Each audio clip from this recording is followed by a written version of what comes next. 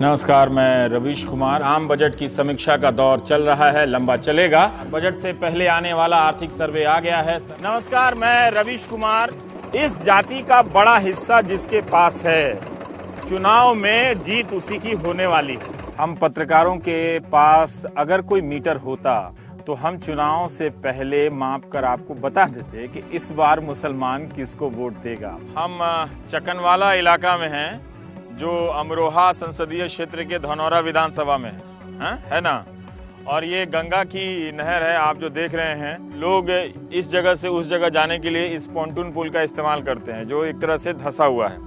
हर साल smart city की धूम रहती थी, मगर इस बार के बजट भाषण में स्मार्ट सिटी को जगह नहीं मिली। प्रमुख योजनाओं के व्यय के खाते खांचे में जाकर देखा तो पता चला कि मोदी सरकार की इस महत्वाकांक्षी योजना का बजट कुछ कम हो गया है। सड़कों पर कारें भरी हैं और आदमी उन कारों में घंटों फंसा हुआ है।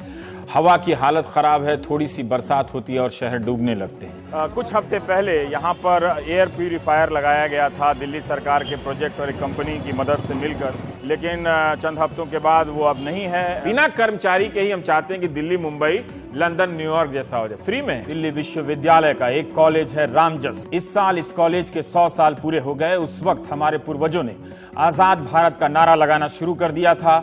हमें चाहिए आजादी वाला आजकल का नारा तो नहीं था, मगर उस वक्त के हर नारे का यही मतलब होता था कि हमें चाहिए आजादी। जब भी कोई अकेला बोलता है, उसका बोलना किसी भी भीड़ से बहुत बड़ा होता है। मेरे खून में डरना नहीं है। डर किस बात का है ना, मतलब डर ना लगे, किसी को भी ना लगे। जब हम प्रोटेस्ट करते हैं ना, the first thing they tell us is that we'll rape you. Harvard से ज्यादा दम होता है हार्ड वर्क में। नारा तो सरिया सीमेंट के विज्ञापन जैसा ही बुलंद है। सरकारें अगर हमेशा जनता के साथ होती तो इसी भारत देश में इसी वक्त में अलग अलग सरकारों के खिलाफ सैकड़ों की संख्या में विरोध प्रदर्शन नहीं चल रहे होते। हार्ड वर्क नाम की कोई यूनिवर्सिटी नहीं है, फिर भी परेशान तो होंगे कि क्या वे बिना हार्ड वर्क के ही हार्वर्ड वाले हो गए होंगे। यूपी के महाराजगंज से हार्वर्ड वालों को पहली बार सीरियस चुनौती मिली।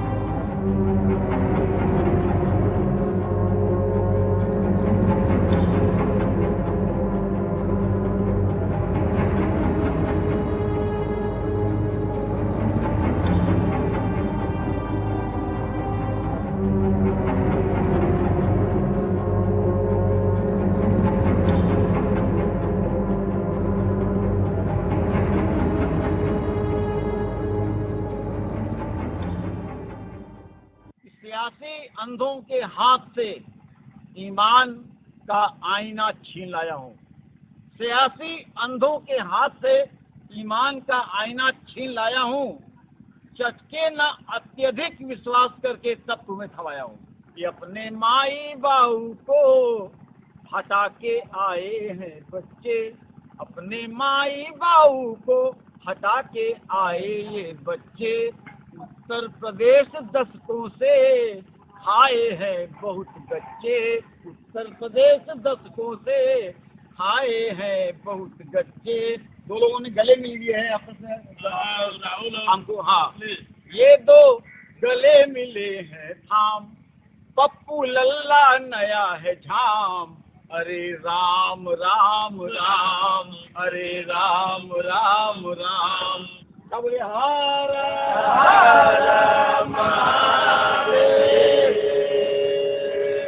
तकदीर से ज्यादा मांगलन नेता, तकदीर से ज्यादा मांगलन नेता, वक्त से पहले चाहलन नेता। कारण यह हो राजनीति के पतन का, औकात से ज्यादा भिड़ावलन नेता।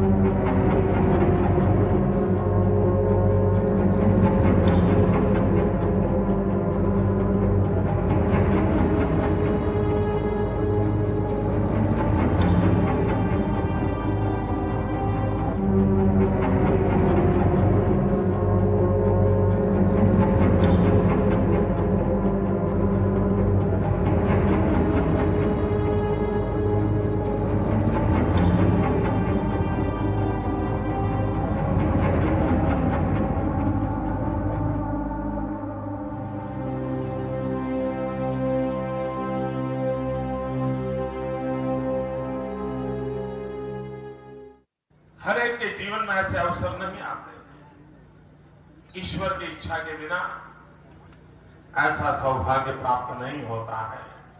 और इसलिए मैं कहता हूं, मां गंगा ने भी मेरे लिए कुछ काम तय किए। बनारस से कहा कि मैं आपका बेटा हूं, बनारस मेरी मां है। गंगा मां मेरी, गंगा का मैं बेटा हूं, गंगा मेरी मां है। मां गंगा ने अपने बेटे को गुजरात से बुलाया है। पूरे हिंदुस्तान में मां गंगा को सिर्फ एक बेटा मिला है, वो भी गुजरात में। राहुल बहुत छोटे दिमाग के हैं उन्हें ये नहीं पता है कि पूरा विश्व गंगा को अपनी माँ कहता है। मेरे मंत्री बनने के बाद मुझे सबसे पहले ब्रिटिश हाई कमिश्नर मिलने आए और उन्होंने मेरे सामने बात करते समय गंगा को माँ कहा। पूरा संसार के लिए गंगा माँ है तो गुजरात के किसी व्यक्ति के लिए गंगा माँ नहीं हो सकती। ये साबित करता है कि राहुल का दिमाग बहुत छोटा है।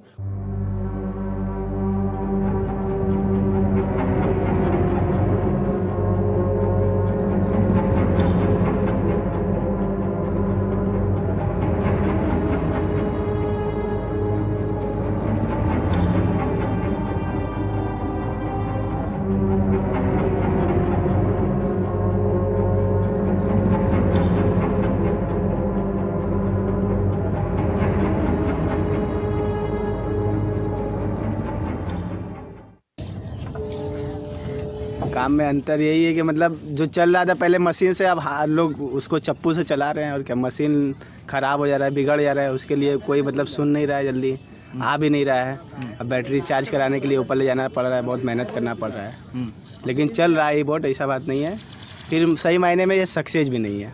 अब वो चप्पू से ही चलेगा क्योंकि मशीन उसका ख़राब भी, एक मशीन भी है और उसके बाद बैटरी चार्ज भी नहीं है। सर यही समस्या है कि ये यहाँ पे गंगा जी में सक्सेसफुल नहीं है और ये बरसात में तो और सक्सेसफुल नहीं है। इस समय तो थोड़ा बहुत चल भी जाएगा बैटरी चार्ज करवाने के बावजूद, बरसात में बिल्कुल ही नहीं है। ज़्यादा पावर की बैटरी अगर अधिक बड़ी भी लगाएंगे तो नाव पे लोड भी तो चाहिए।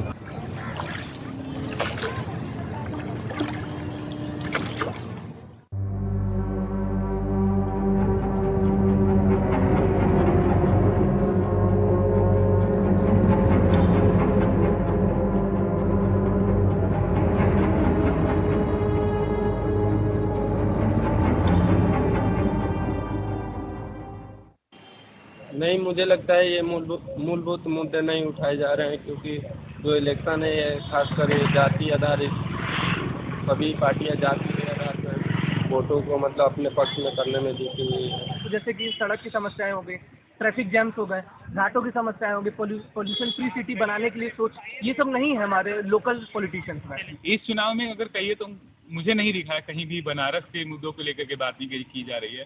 हाँ, कहीं ना कहीं सेंट्रलाइज जो बाकी चीज़ों को लेकर के बातें की जा रही है। मीडिया का यहाँ के तो जब से 2014 लोकसभा चुनाव यहाँ से हुआ और पीएम मोदी यहाँ के सांसद बने, उसके बाद से मतलब हॉट सीट ही हो गया, तो इसकी वजह से देश नहीं विदेशों के भी मतलब मीडिया का जमावड़ा यहाँ पे लगा रहता है। और आज तक मीडिया का क्रेज उसी तरह से बढ़ रहा है। तमाम चुनाव, तमाम निकायों के चुनाव, पंचायत के चुनाव, एमएलसी चुनाव और इस समय विधानसभा चुनाव है, तो इससे भाई मीडिया का क्रेज बढ़ता हुआ दिखाई दे रहा है।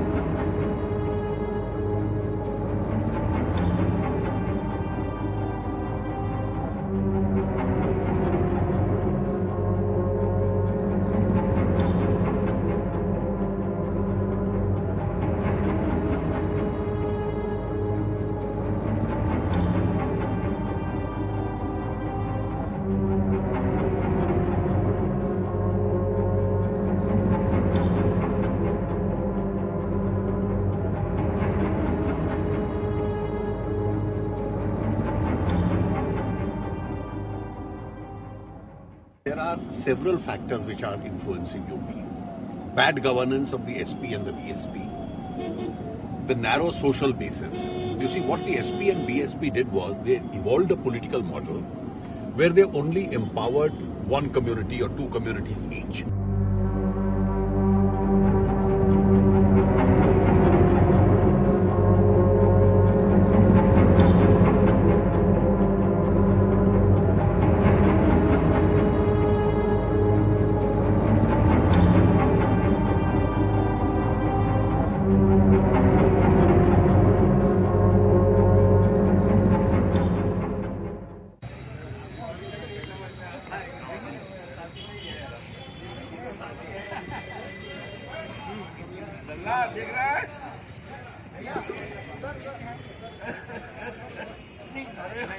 बिहार का शौक है।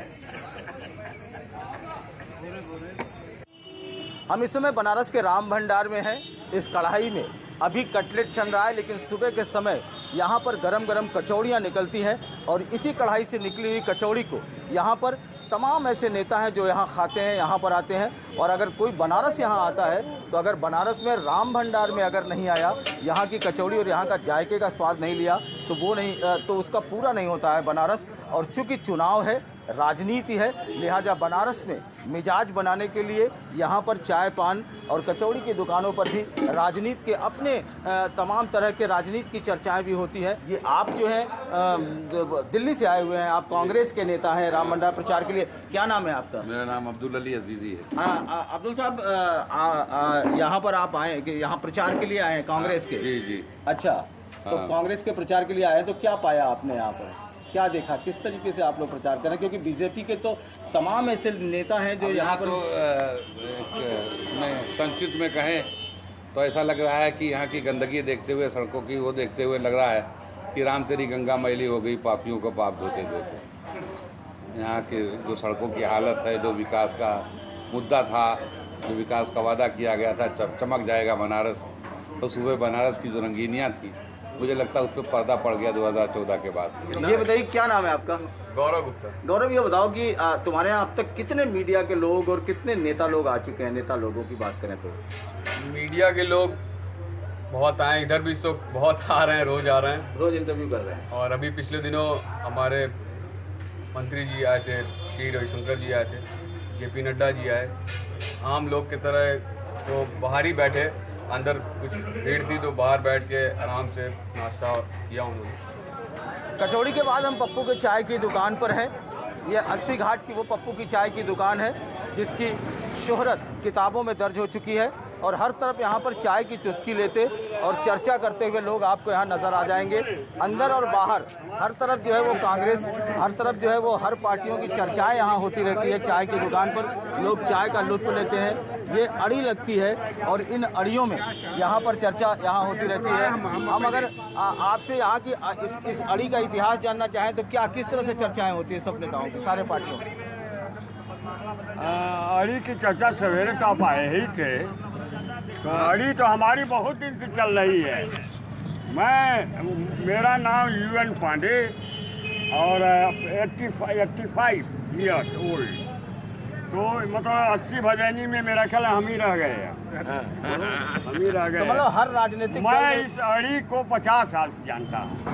इस अड़ी को, इस अड़ी में जो आया प्रधानमंत्री से लेकर के उसी में चला गया। प्रधानमंत्री, कोई मिनिस्टर, क्या क्या सब हो गए। कहावत कहें जो बहुत प्रसिद्ध कहावत है यहाँ की कि पहले रगड़ान, फिर निपटान, उसके बाद स्नान, फिर थोड़ा सा मधुर जलपान और उस पर जमाइए एक बीड़ा पान और पूछिए पहचान, तो लोग कहेंगे ई हो राजा बनारस। तो बनारस की इसी पहचान को और इसी पहचान से अपने को जोड़ने के लिए तमाम नेता यहाँ पर आते हैं और आकर के यहाँ पर जो है इस चुनाव में मिजाज बनाने की कोशिश करते हैं और जनता की नब्ज पकड़कर अपनी अपनी बात और अपनी अपनी पार्टी को जिताने के वादे भी करके यहाँ से जाते हैं और यहाँ से माहौल भी बनाते हैं।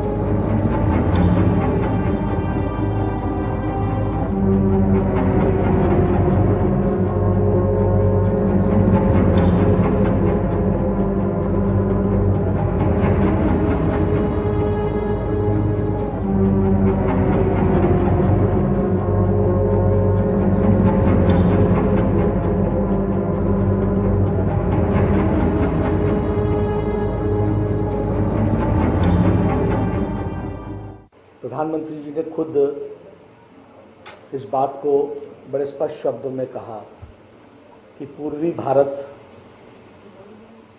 को जो पॉलिसी मेकर्स के द्वारा सहयोग मिलना चाहिए था वो नहीं मिला।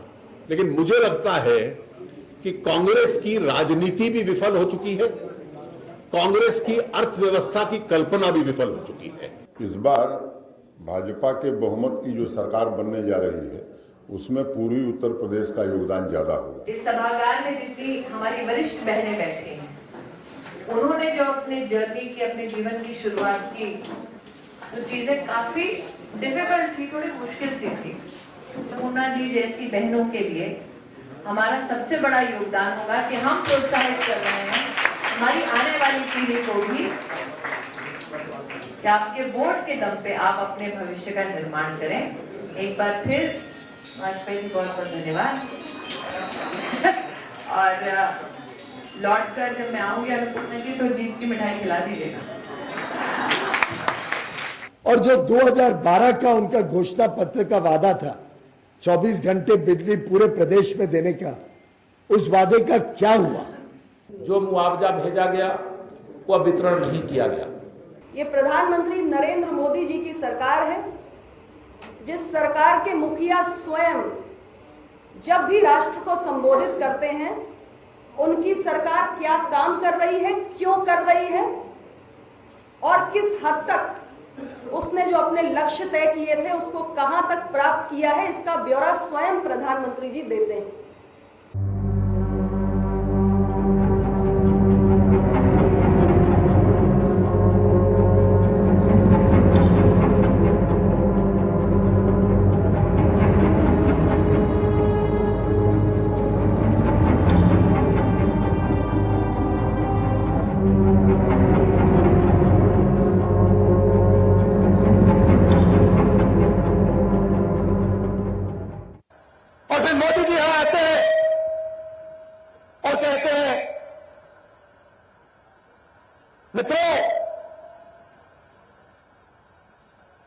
मैं किसानों की मदद करूंगा, मैं बेरोजगार युवाओं की मदद करूंगा, मैं गरीब लोगों की मदद करूंगा। सिर्फ एक छोटी सी शर्त है, मुझे प्रधानमंत्री बना दो, मुझे यूपी का इलेक्शन जितवा दो।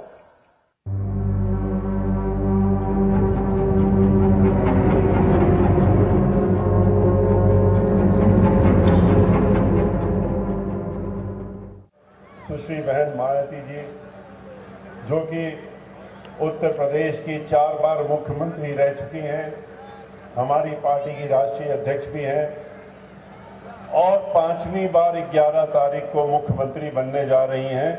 उन्होंने आपके बीच में श्री राकेश त्रिपाठी जी को आपका आशीर्वाद प्राप्त करने के लिए यहां पर भेजा है, हमारे साथ में है।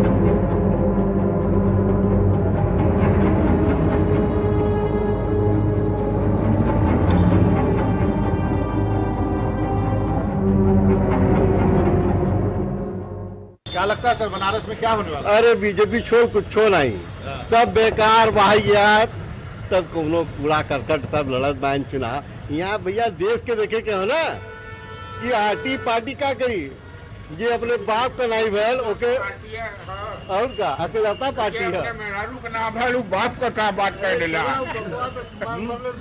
क्या बताए घरे से निकाल दिले तो के मेहरारू ना कि मेहरारू को घरे से निकाल दे बाप जो ना लड़का निकाल दे ये सब एकदम सोची समझी राजनीति है। एकदम विकास के कार्य में जो बाधा आएगा अगले के सामने उसका वो कलम हो जाएगा। तो ये अपने बाप का भाई कोई को हुई इस बार केंद्र और राज्य में दोनों जगह मोदी की सरकार होगी और इस पे यहाँ पे बहुत ज्यादा विकास होगा। सबका साथ सबका विकास।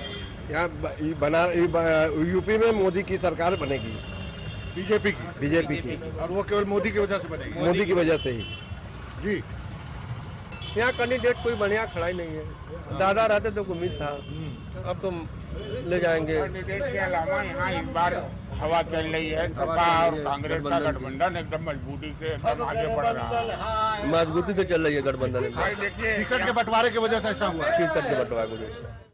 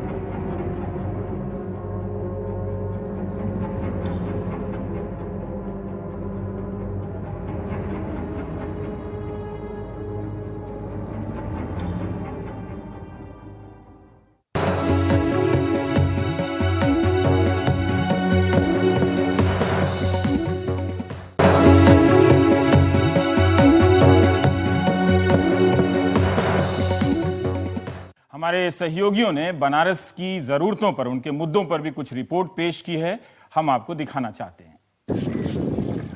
गंगा में कपड़ा धोते राजीव कनौजिया। राजीव और उनका परिवार रोज सुबह गंगा घाट पहुंचकर ब्लीच, साबुन और केमिकल से कपड़ों की धुलाई करते हैं। लिहाजा सारा गंदा पानी गंगा में समा जाता है। वो खुद अपनी जगह बदलना चाहते हैं, पर गंगा सफाई की बात करने वाली सरकार के एजेंडे में धोबी घाट नहीं है। हमें घाट छोड़ने का पूरा अधिकार मिल जाएगा, लेकिन जब हमको घाट बना के घाट, हमारे घाट के ऊपर घाट बन के मिल जाएगा, हम घाट छोड़ देंगे। लेकिन हमारा यहाँ जन्म से कार्य चलता आ रहा है। अगर हम यहाँ पे हैं काम करते हुए, अगर हमें राजा तालाब पाड़ेपुर मिलेगा तो हम कैसे जाएंगे? हमको अगर नज़दीकी में कहीं घाट मिलता है तो हम घाट बन जाए, हमको घाट दे दे, फिर हमसे घाट छोड़वा ले। राजू शरीकों के पास इतना पैसा भी नहीं कि खुद से घाट बना ले, ना ही इतनी जातीय संख्या बल की सरकार बनवा दे।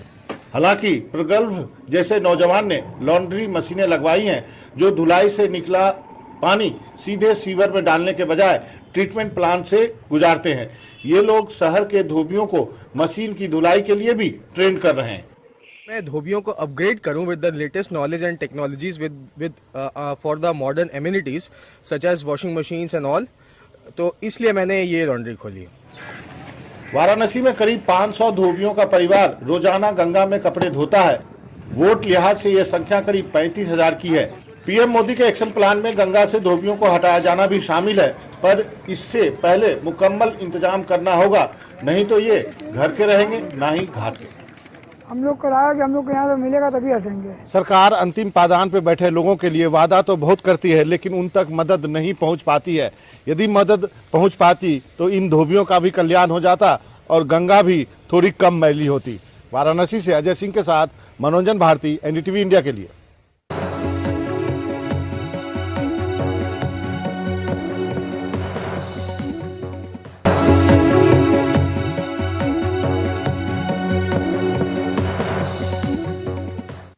सात चरण का यह चुनाव थका देने वाला है। नेताओं पर भी जुल्म है और जनता पर भी। नेताओं के भाषण देखिए तो ऐसा लगता है कि 800 मीटर की रेस में वो आखिरी चरण में पहुंच गए हैं और हांफने लगे हैं। उनको बोलते देखेंगे तो आपको लगेगा कि एक गिलास पानी पहले उन्हें बढ़ा दें कि सर पी लीजिए, फिर बोल लीजिएगा। मैं आग्रह करने आया हूं, इन्हें इस चुनाव में चुन चुन करके साफ कर दीजिए। एक भी बचना नहीं चाहिए। यहां से लखनऊ एक भी जाना नहीं चाहिए, ताकि भाइयों बहनों उनको पता चले कि उस पूर्वांचल का अपमान करने का बदला क्या होता है, मिर्जापुर को परेशान करने का परिणाम क्या होता है, मिर्जापुर के सपनों को रौंद देने का परिणाम क्या होता है, ये इनको पता चलना चाहिए भाइयों बहनों। इसलिए मैं आपसे कहने आया। बीएसपी की अब अकेले ही पूर्ण बहुमत की यहां भारी बोनस के साथ ही अपनी खुद की सरकार बनने के लिए जा रही है। जिस प्रकार से बीएसपी को इस बार हर चरण के चुनाव में भारी वोट पड़ा है, अर्थात अब आप लोग चुनाव का नतीजा आ जाने के बाद यहां सांप्रदायिक सौहार्द व आपसी भाईचारे के ही होली मनाने वाले हैं। कहने को तो बीएसपी भी आगे कह रही है, लेकिन मैं कह सकता हूं, इनके भाषणों को पढ़ सकते हैं। प्रधानमंत्री जी का कम से कम जो भाषण हो रहा है उसको हम देख सकते हैं, और मैं ये कह सकता हूं यकीन से कि अभी तक सबसे आगे अगर कोई दल चल रहा है तो समाजवादी पार्टी और समाजवादी लोग।